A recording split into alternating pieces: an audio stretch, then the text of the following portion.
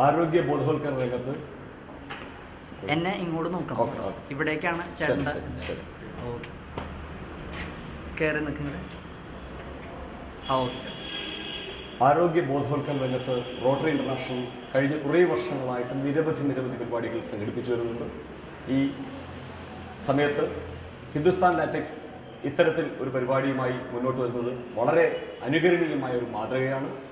ഇന്ന് ഈ sugar patients കേരളത്തിൽ ആകമാനം നിരവധി പ്രശ്നങ്ങൾ നേരിടുന്നുണ്ട്.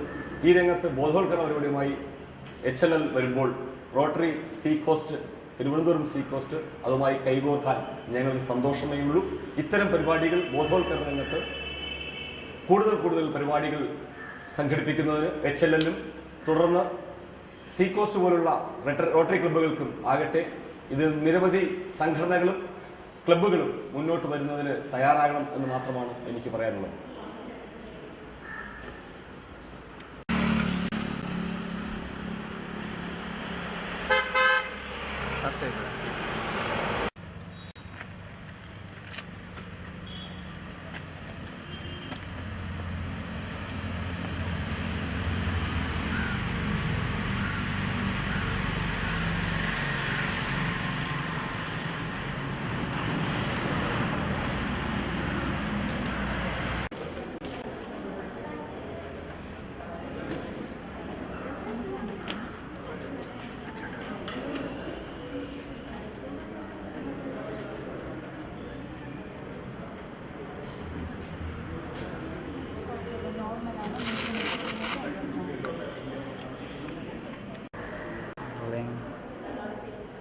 നേരത്തെ ഷുഗറുള്ളതായിട്ട് എനിക്കറിയാം.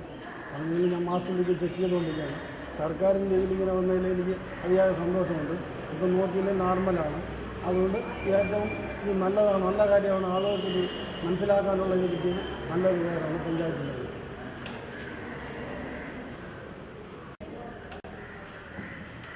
HLL നടത്തുന്ന ഈ പരിപാടി കൂടുതൽ വളരട്ടെ എന്ന് ഞാൻ എൻ്റെ ആരോഗ്യത്തിൽ നിന്നും ആശംസിക്കുകയാണ്. ഇത് കേരളത്തിലെ എല്ലായിടത്തും വ്യാപിക്കട്ടെ എന്ന് ഞാൻ അഭ്യർത്ഥിക്കുകയാണ്.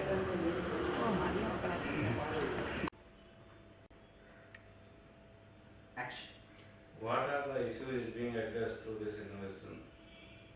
As we said, the rising cost of healthcare in the country is the primary question, and here we have a model which offers preventive solution to a diabetes need, where the country is heading towards 100 million diabetes population. Not only that, we're not only looking at healthcare, we're looking at women empowerment through income generation for rural women who could work as entrepreneurs. And in addition to that, the existing infrastructure like self-help groups, NGOs and corporates could add